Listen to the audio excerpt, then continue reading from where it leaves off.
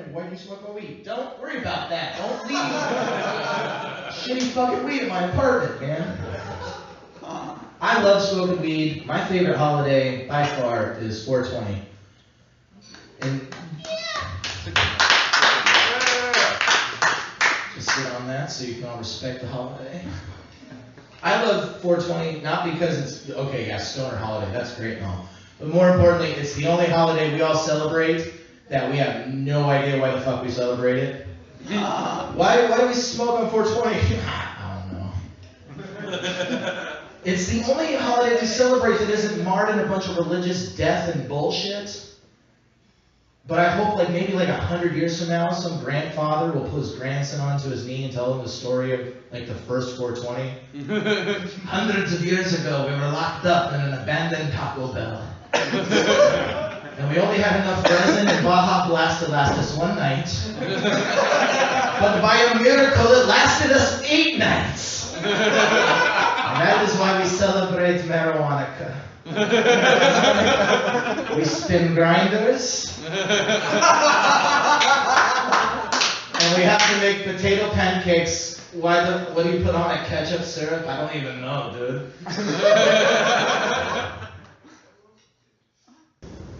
There's a rift between Pandora and Spotify. I'm a man of two hearts. I can't pick which one I like better.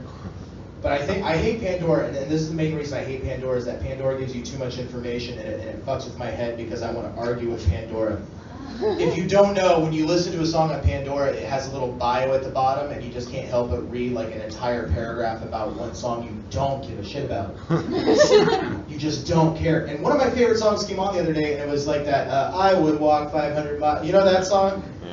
The one where everyone gets drunk and does da-da-da-das? Da-da-da. Every time. Thank you. I love that song. I fucking love that song so goddamn much.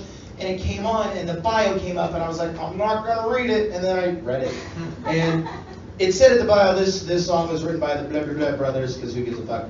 They're from Scotland, and they wrote it in 1989. I was like, hold the fuck up. Scotland. I've been to Scotland. I know 2 things about Scotland. One, the food sucks. It's the only time in my life I cried when I saw a Papa John's. Have haggis once. And garlic butter sounds pretty fucking awesome. 2, they don't use miles in Scotland. They're metric. 500 miles, my ass. But I have to give him credit because I would walk 500 miles sounds so much better than I would walk 804 kilometers. And I would walk 804 kilometers more just to be the man who walked 1,609.34 kilometers. Fell down at your door. Da-da-da-da. Give it up for this guy. He deserves it. It's a conversion joke. It's cheap and easy. I'll end on this. So that's Pandora, and I can't handle Pandora. But Spotify's not that much better either, because Spotify, you can make your own playlist and it's great and everything, but the ads are so diminutive, it hurts to listen to their ads because all their ads start with, if you paid us money every month, you wouldn't be hearing this ad right now. What other company in America starts off by saying, isn't our free service bullshit? Every commercial that comes up is is Spotify Premium for $10 a month, you wouldn't have to listen to me right now. It's all they want is my credit card information. I feel like I'm in this weird relationship where I'm being it's some guy at the top of a hole. It's put the credit card in the basket.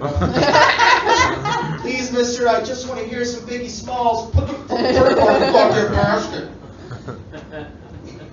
Don't hurt her, you bitch. Anyway, it's doing that impression. But that, in a way, I'm almost kind of impressed with Spotify because that is a bold marketing strategy. I have a better one though. This is my idea for a Spotify ad. It's like Iraq, 2008, right? There's a soldier in the streets, and it's a war-torn street. The city's just completely demolished. And he's running through, and he's got his rifle out, and he comes up to this building, he slams up against the side of the building, and he takes a grenade, and pulls it, and throws it into the fucking window, and then he runs up the stairs, and there's a couple of insurgents, and takes him out real quick, and then he rounds the corner, and there's his buddy, Steve, right? And this is the guy he went to basic with, and this is more than just a buddy. This man's a brother to this guy. They did everything together. They got tattoos together. They got the same venereal diseases that poor these guys are close. And he's dying. He's on the ground. He's been hit, and the guy runs up. He's like, Steve, oh my God, we're gonna get you the fuck out of here. And Steve's just like, I don't think I'm gonna make it, man. And the guy's like, no, don't you fucking talk like that. Don't say anything like that. I'm gonna get you out of here. And Steve's like, I need you to tell my mom that I'm sorry.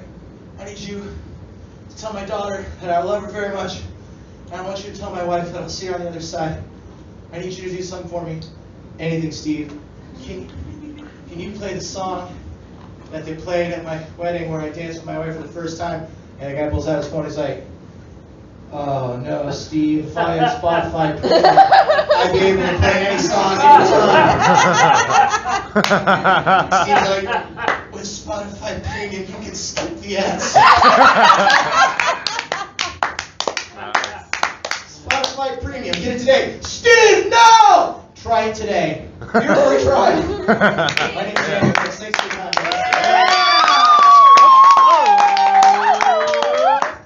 Andrew Hicks, everybody. Please don't leave all of his friends.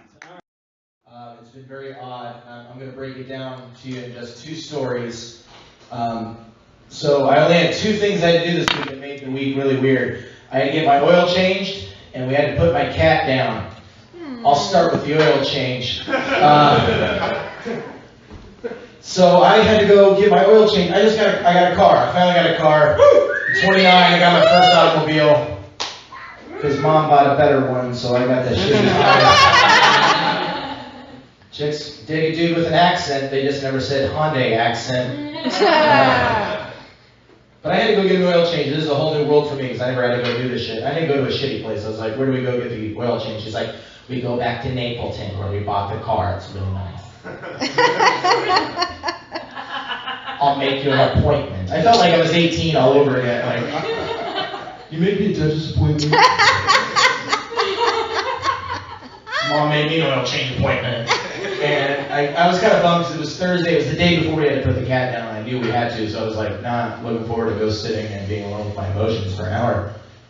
But that's okay, because I got there and I checked the car in, and it was kind of, like, I was like, dude, I gotta fucking wait for a goddamn oil change. But I got there, and it was nice. I see why Mom went there for so long.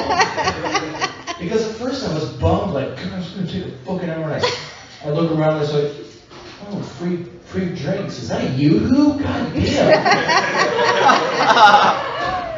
Is that an Entenmann's crumble cake? Holy shit. Like, I was feeling pretty. I brought my 3DS and I popped it open and the Wi-Fi network said, this is capable for online play. I'm like, hey. I thought, and there's a TV playing some shitty commercial, some local station. I didn't give a shit. And I thought the day couldn't get better, except I was sitting there and the shitty commercial ended, and all of a sudden I just heard, huh, bad boy, what you talking on? Yes! What is it? I don't know why I get so excited when cops, is it because I'm a white American male? I'm the only guy that can get excited that cops is on. And I was like, what is the love of cops? Because I looked, and there were other couples. There was an old couple that could barely keep their eyes open. They didn't give a fuck cops was on. There was a black gentleman who was really not happy that cops was on. And then there was a white guy right next to me who was like 50, had a golf hat, and he was like, I know, fucking cops! He was so excited. We sat there, we just loved cops together.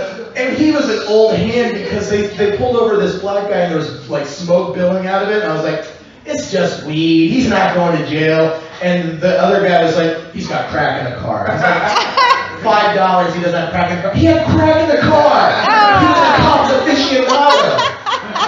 He had the algorithm down. I'm going to finish it up with this is a 100% real story. This is my last joke. This is my last one. In order to tell this story, I have to tell it in 3 different parts, and it's going to sound really weird. I'm going to be jumping around in time, but I'm going to walk you through it. and it's going to come to a conclusion. I can promise you that. You guys ready for a journey? Yeah. All right, cool. Okay. So here's the first story. Up until about a couple years ago, like most young men in their early 20s, I didn't have a bed frame. You put that box spring on the floor, the mattress on top, and that's how you roll. No bed frame.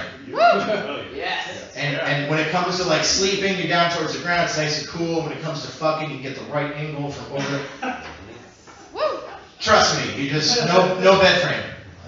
But after a while, my mom called me up. She says, "I know you don't have a bed frame. I just got my hands on one. Do you want it?" And I was like, "I don't know if I want it." She was like, "I got people working on it. They're movers. They'll bring it over to your place. They'll put it up and install it for you. Just do you want the bed frame?" I'm like, "All right, I guess." So they bring the bed frame, and it's awesome. I love having a bed frame. Now it's up and I'm high, and I feel like an adult, and I have something called underbed storage, which is something I shouldn't say till I'm 30, but here we are. And I love it.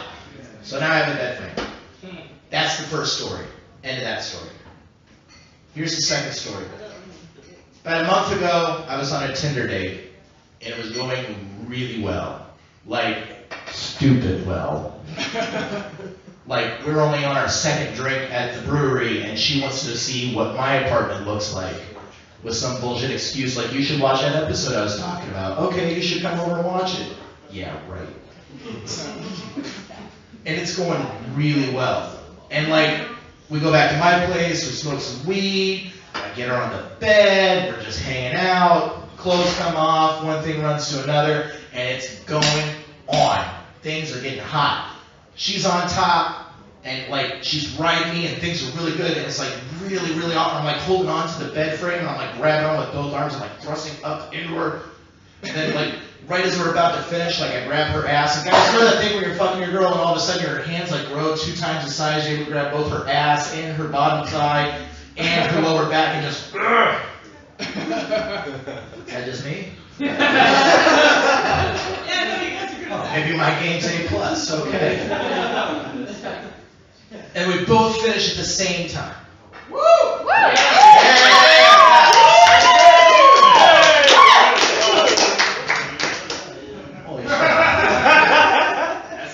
High school me is very proud of me right now. This is a true story. And she's laying there, you know, as that post-coitus chit-chat until late in the night, and finally she's like, "You know what, I really want to hang out with you again, but I gotta work tomorrow, and I can't really stay over." I was like, "That's cool, I gotta work tomorrow too, no big deal." She's like, "Okay, well, I'm gonna start putting my clothes on." I was like, "Cool." Pause that story. Pause it. Third story. About 2 years before this, my grandmother died in a horrific house fire. Follow me? Follow me. Okay?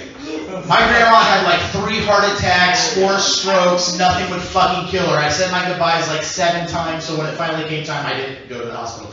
But there was nothing to say that had already been said. Like, you know what I'm talking about. Your grandma's so fucking old, it's like, I said goodbye.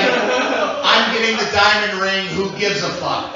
So, she died in this horrific house fire. It was the only inheritance my family got was the house, so how did she go out? Fucking house fire. And we had to hire a company to come and clean out and gut the house out and put it back up together and put it on the market to sell.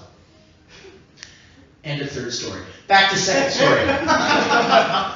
As she's getting up and she's starting to put some clothes on, I look at my phone, I roll around the bed, I look around, I look at my hands, and I notice that my hand looks weird. It's like dark, and it's like weird colored, and I'm like, "What the fuck is that?" And I look at my hand, I look at my other hand, it's like, "Oh, that's dark too. What the fuck is that?" And I look, and I get it close to my face, because that's what guys do when they see something they don't understand, they have to smell it. And I smell it was like burnt. It was like charring. I was like, "What the fuck is this?" And I start to put 2 and 2 together, and I realize, oh, wait a minute.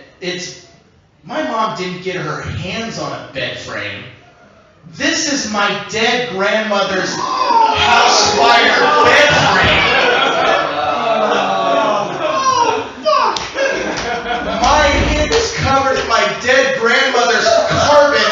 And as I realize this girl is seductively like trying to put her panties on by going like this and pulling them up, and she has 2 giant handprints